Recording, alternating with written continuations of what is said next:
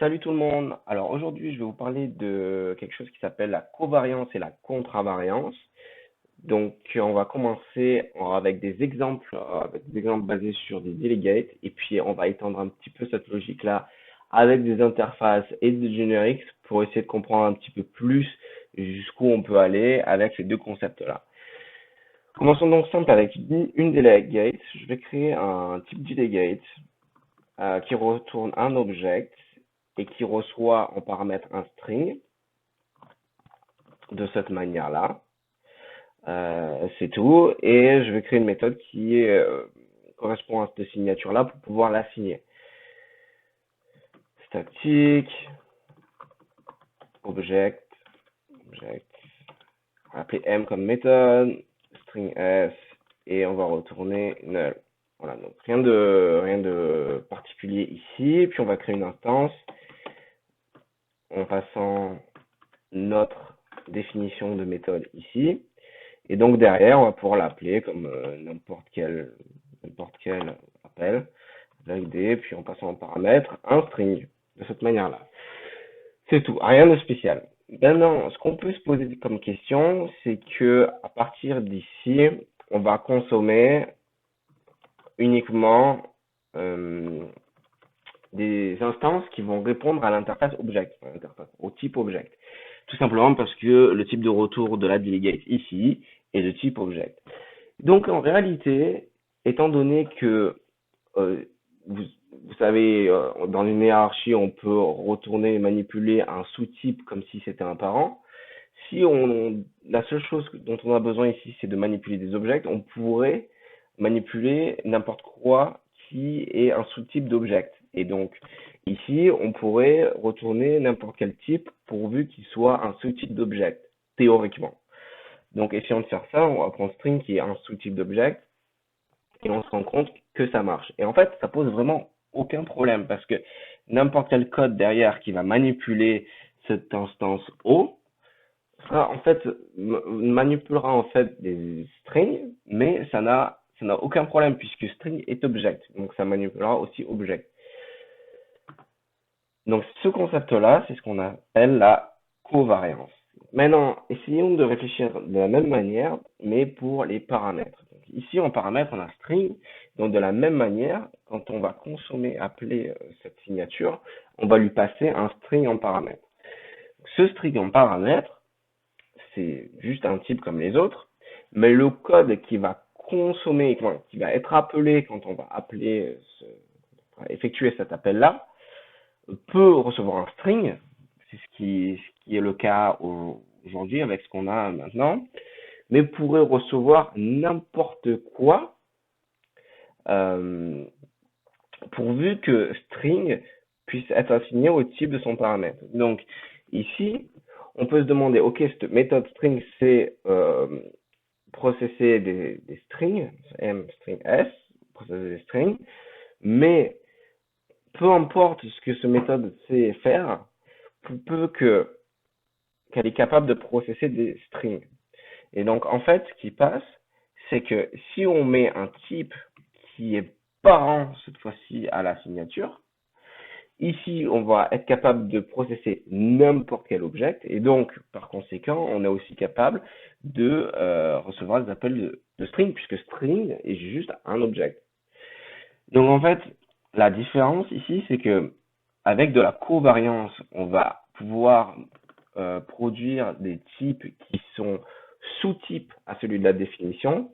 Mais avec les paramètres, étant donné que on reçoit des informations, il faut qu'on soit au moins capable de recevoir et de manipuler le type qu'on nous passe ou un super type, un type parent. Et ceci s'appelle la contravariance. Donc, c'est tout. Et donc, en fait, les deux règles à garder en tête, c'est que par rapport à une définition, une signature donnée, on va pouvoir renvoyer un sous-type de ce qui est défini covariance et on peut accepter un super type de ce qui est défini par la signature et ça c'est de la contravariance. C'est tout pour ce concept-là, il n'y a rien de plus à savoir, il n'y a rien d'autre à savoir. Maintenant on va essayer de faire la même chose avec interface, puisque avec les delegates, la seule chose qu'on fait c'est qu'on définit des signatures et on les affecte dynamiquement au runtime. Mais en réalité, on fait la même chose avec des interfaces, sauf que c'est pas au runtime, c'est au moment de la compilation, on va tester des types. Mais c'est en fait le même type de relation. On définit une signature, puis on l'implémente. Donc, pour faire ceci, on va créer une interface qu'on va appeler i, et on va lui mettre des types paramétrés. Je vais créer deux types paramétrés R et P, comme return et parameter, rien de plus, et créer un membre, juste une méthode qui utilise ces deux types-là. Donc R, type de retour, on va l'appeler foo, et en paramètre, on va prendre le paramètre P, donc R foo pp. C'est tout. On va aussi créer une classe qui implémente cette interface-là, qui fera pas grand-chose, et puis on va voir un petit peu est-ce qu'on peut arriver avec ces mêmes concepts, mais en consommant cette fois-ci des interfaces avec des types paramétrés, des implémentations paramétrées, des types paramétrés. Donc ici, classe C, on va passer les mêmes paramètres qu'on va juste repasser tel quel à l'interface. Donc RP de IRP, une implémentation classique pour le moment. Et puis l'implémentation de la méthode, donc public rfo de pp tout simplement, et on va return default de R, puisqu'on ne sait pas ce que c'est R ici dans le contexte. Et c'est tout, voilà. Donc on peut voir que ici le compilateur il est OK avec nous, et il ne se plaint pas. Et donc comme on vient de le faire avec les delegates, on va essayer d'avoir un peu le même type de raisonnement, mais en consommant ces types-là. Donc on va créer une instance de type i paramétrée avec une instance et voir l'appel, qu'est-ce qu'on pourrait faire pour faire un peu de covariance et de contravariance avec ces types que l'on vient de créer. Donc on va créer i, donc R, type de retour, on va garder le même exemple qu'on avait avec notre delegate, donc notre type de retour c'est object. Le paramètre ça va être string, on va appeler i, et puis on va assigner une instance de la même manière qu'on a fait avant avec les mêmes types. Donc c'est de object et de string, et c'est tout. Donc là ici on a une, alors bien sûr il faut que je crée une nouvelle instance de cette manière. Donc ici on a une instance avec deux types paramétrés qui reprend le type de l'interface, l'instance d'une classe qui implémente l'interface et qui respecte la même signature qu'on a définie avec notre delegate. Donc tout va bien pour le moment. Et puis on va appeler. Donc alors object o2 est égal à i, point foo, et passant en paramètre. Donc ici en fait on fait exactement la même chose de ce qu'on vient de faire avec delegate, mais avec l'interface. Donc pour la même raison, ici tout le code qui va continuer après cet appel de O2 va consommer des objets. Donc ici, la signature que l'on va, le type, l'interface qu'on va consommer dans notre code, c'est i, puisque l'interface est de type i. Ici, c'est pas equals, hein, c'est faux. De type i, donc le type de retour c'est object. Donc tout ce qu'on va consommer derrière, ça va être de l'object. Donc on commence ici, mais ça pourrait être tout le reste du programme fera la même chose. Et donc pour cette raison-là, on est tenté de dire oui, mais alors notre implémentation on pourrait retourner juste de string. Et c'est correct, puisque si notre classe sait manipuler des strings en type de retour, tout notre code qui consomme des objets recevra des strings qui sont des objets, et donc ça ne pose aucun problème de typage. Pour autant, ici, comme on peut le voir, C# refuse de faire ça, parce que quand on a deux versions avec des paramètres différents, il n'y a absolument aucun lien d'héritage entre les deux types qui sont paramétrés avec des types différents. Et donc pour cette raison-là, string n'est pas un sous-type de iObjectString, et pour cette raison-là, on ne peut pas l'assigner malgré le fait que c'est théoriquement cohérent de faire ça. Donc il y a une manière de faire ça, c'est juste que le système de typage est strict, mais on peut dire à C#, ok, pour ce cas précis, je veux faire de la covariance, puisqu'ici c'est exactement ce qu'on veut faire, on veut faire de la covariance.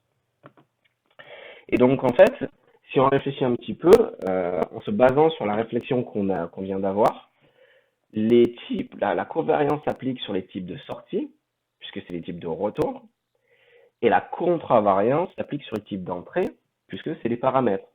Donc pour cette raison-là, il va falloir qu'on définisse ces types paramétrés comme ou covariant ou contravariant, mais le choix en termes de mots-clés de syntaxe qui a été fait, introduit par C#, c'est que lorsque l'on veut faire de la covariance, qui est type de sortie, on va utiliser le mot-clé out, et quand on va vouloir faire de la contravariance qui s'applique sur les types d'entrée, on va utiliser le mot-clé in.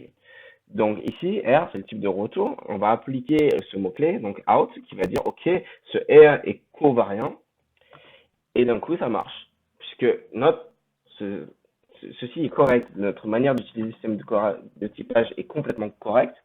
C'est juste que le typage est strict, trop strict pour faire ceci. Et donc, voilà, de la même manière, si on veut faire de la contravariance, ici, on est tenté à passer, non pas un sous-type, mais un super type de ce qu'on passe, puisque on a juste besoin de processer quelque chose d'un type, mais la réelle valeur ici sera string, et donc n'importe quel type que string est peut être un type de paramètre pour processer ça pour les mêmes raisons que l'on a vu avant. Donc ici, on est tenté de pouvoir dire, ok, théoriquement, je pourrais mettre object, puisque si je processe un object, je peux récupérer un string, puisque un string est un object. Et pour la même raison, ça ne marche pas, puisqu'ici, C de string object n'implémente pas O de interface object string, à moins qu'on lui dise que P est contravariant. Et pour faire ceci, c'est le mot-clé in. Et voilà, et c'est terminé. Et donc ici, on peut voir que on peut lancer avec un debugger, mais bon, ce qui est surtout important pour le moment, et pour cet exemple, c'est de voir que ça compile et que le système de typage est correct. Donc ici, on a bien un iObjectString avec un iObjectString, mais l'implémentation, c'est bien iObjectString. Et quand on step in, on voit que on arrive bien ici et on peut tester un petit peu les types, voir un peu ce qu'il y a là-dedans. Mais on peut faire un type of de P. Donc on voit que P ici est bien object. Donc P ici est bien object. Et on va voir le type de retour de R. Et on voit ici que R est bien de type string, malgré le fait que la référence est de type object, puisque notre type est différent, n'implémente pas vraiment l'interface, mais est covariant et contravariant à la fois, et donc peut complètement satisfaire les prérequis en termes de signature et de typage. Voilà, c'est tout pour aujourd'hui. Alors, merci beaucoup d'avoir regardé cette vidéo. N'hésitez pas à laisser des commentaires, à liker la vidéo si vous l'avez aimé. N'hésitez pas à poser des questions, à vous inscrire, et puis j'y répondrai soit directement en commentaire, ou alors j'essaierai de faire d'autres vidéos s'il y a des sujets qui vous intéressent. Allez, merci, bye bye, à la prochaine.